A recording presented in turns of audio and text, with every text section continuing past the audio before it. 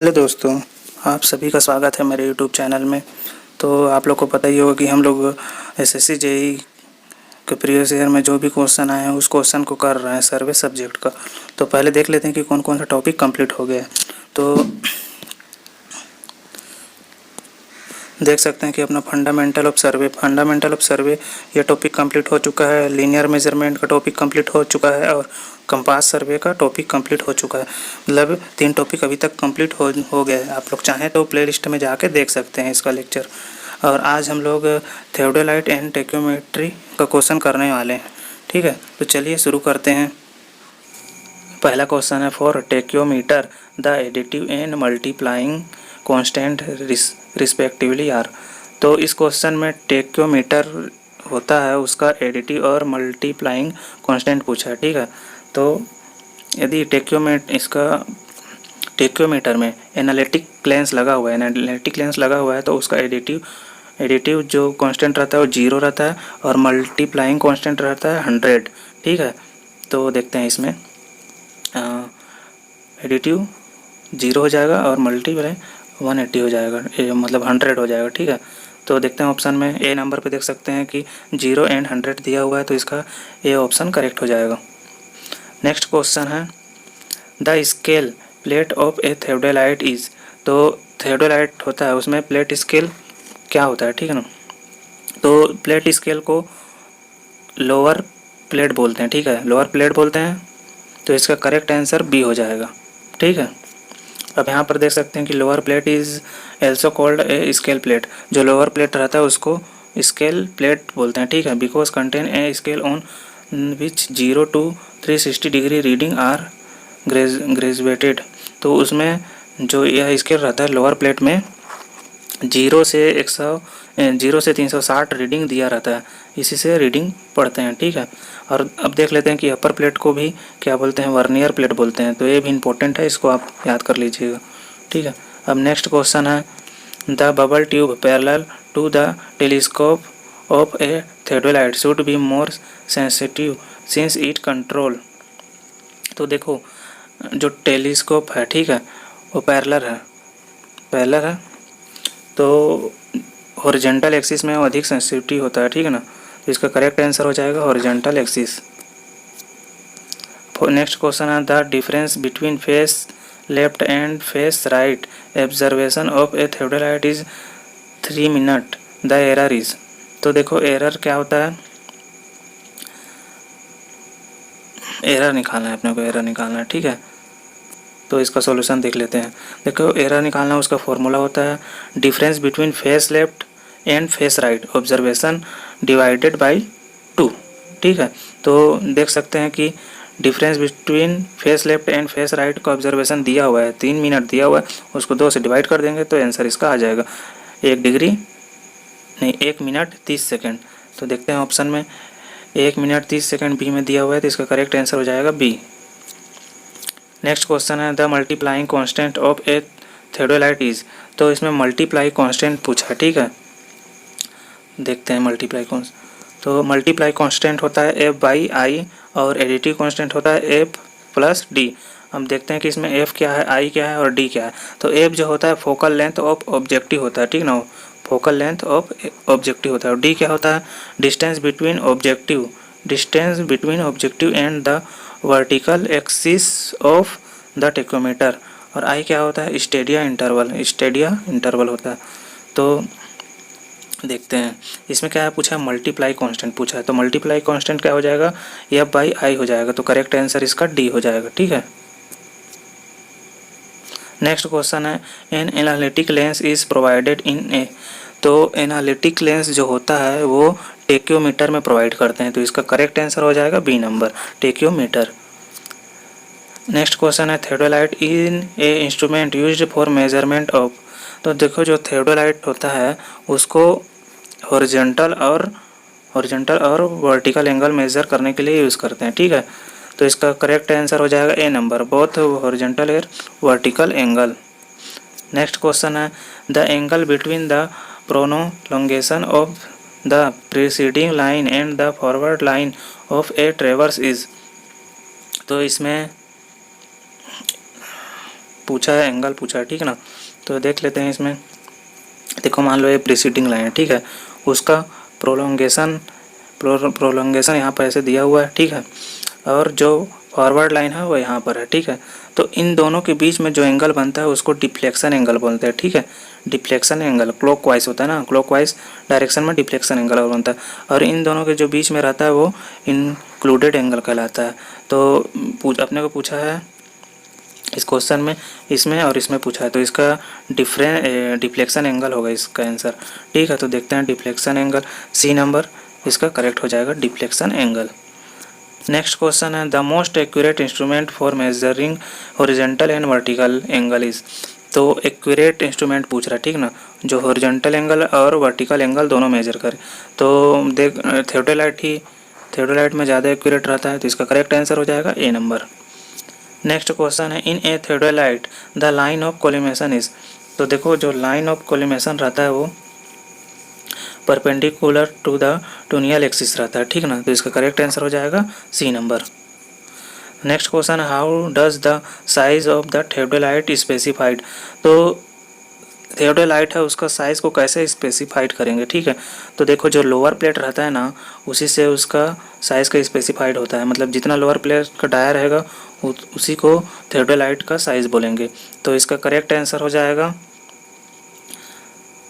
By the diameter of lower plate, D option correct हो जाएगा, by the diameter of lower plate. और देखो generally मतलब जो थियोडोलाइट का साइज़ होता है वेरीज करता है, ये 8 से 25 सेंटीमीटर के बीच में होता है, ठीक है। नेक्स्ट क्वेश्चन है left swing is not much favourite in theodolite survey because. देखो जो थियोडोलाइट होता है तो उसमें रीडिंग इंक्रीज होता है क्लॉकवाइज डायरेक्शन में, ठीक है। तो इसका करेक्ट आंसर हो जाएगा C number, the reading increase clockwise, ठीक है।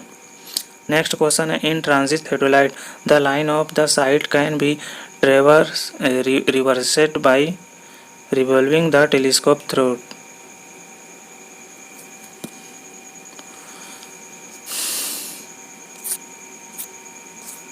क्वेश्चन है in transit theodolite the line of the sight can be reversed by revolving the telescope through. तो देखो ट्रांजिट थियोडोलाइट होता है उसमें वह 180 डिग्री वर्टिकल प्लेन में मूव कर सकता है, 180 डिग्री वर्टिकल प्लेन में मूव कर सकता है। तो इसका करेक्ट आंसर हो जाएगा D number, 180 degree in vertical plane. तो इसमें देख सकते हैं कि एक ट्रांजिट थियोडोलाइट है और एक और जो आता है वो आता है नॉन ट्रांजिट थियोडोलाइट, ठीक है। नेक्स्ट क्वेश्चन है which one is the correct sequence for the temporary adjustment of the theodolite. तो थियोडोलाइट का जो टेम्पोररी एडजस्टमेंट होता है तो उसमें सबसे पहले सेटिंग मतलब जो इंस्ट्रूमेंट रहता है उसको किसी जिस स्टेशन पे लेवलिंग करना है वहाँ पर सेट करते हैं, ठीक है। और सेकंड होता है कि उसमें सेटिंग करने के बाद उसको सेंटरिंग करते हैं, जो उसका लेवल रहता है उसको सेंटरिंग करते हैं, ठीक है। उसके बाद सेंटरिंग करने के बाद थर्ड में आता है लेवलिंग, उस लेवल करते हैं, उसको लेवल में करते हैं, हॉरिजॉन्टल के पैरेलल लेवल में करते हैं। फिर फोर्थ में करते हैं एलिमिनेशन और पैरेलैक्स, जो भी उसमें रहता है एलिमिनेशन और पैरेलैक्स करते हैं, ठीक है। तो इसका करेक्ट आंसर हो जाएगा सी नंबर, पहले में सेटिंग करते हैं, दूसरे में सेंटरिंग, फिर लेवलिंग, फिर एलिमिनेशन और पैरेलैक्स करते हैं। तो करेक्ट आंसर हो जाएगा सी नंबर। तो इसमें देख सकते हैं कि टेम्पोररी एडजस्टमेंट दिया हुआ है, तो पहले सेटिंग अप करते हैं, जो इंस्ट्रूमेंट रहता है उसको ट्राईपॉड में सेट करते हैं, ठीक है। उसके बाद सेंटरिंग करते हैं, मतलब इस पॉइंट है उसको नीचे मतलब जो भी अर्थ रहता है उस पर लाते हैं तो उसको बोलते हैं सेंटरिंग।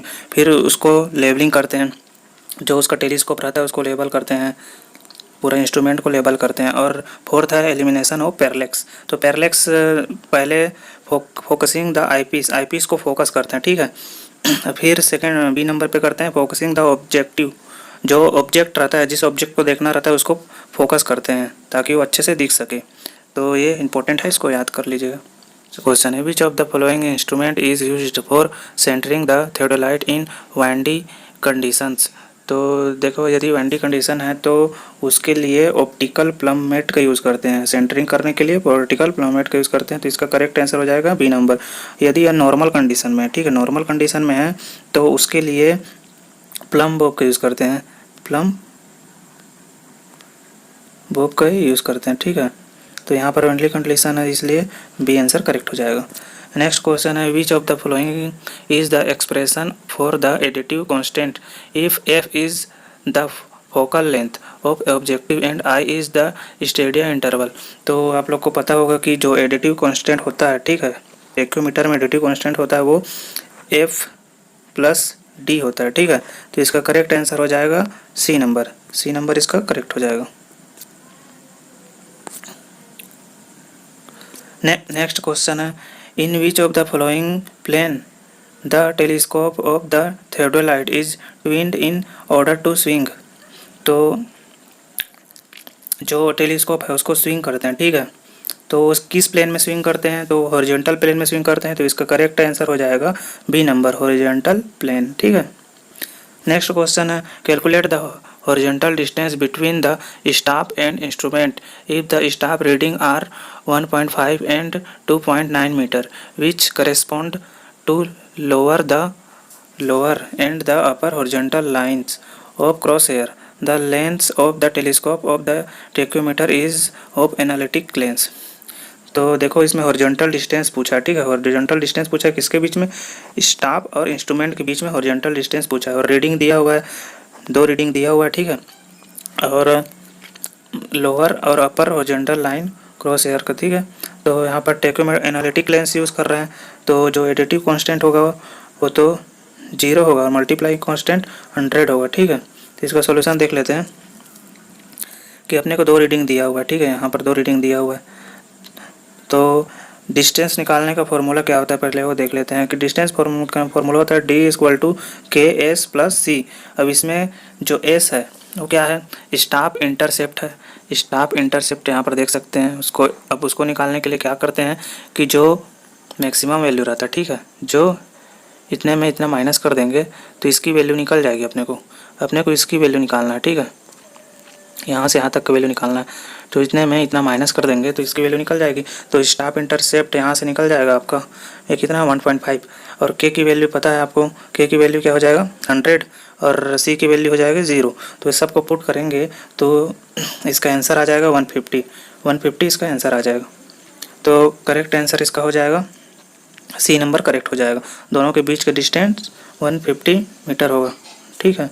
नेक्स्ट क्वेश्चन है the ratio of focal length of the objective to stadia interval is called.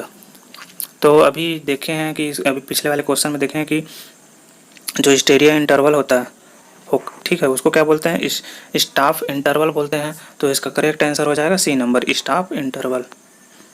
Next question है the least count of a theodolite.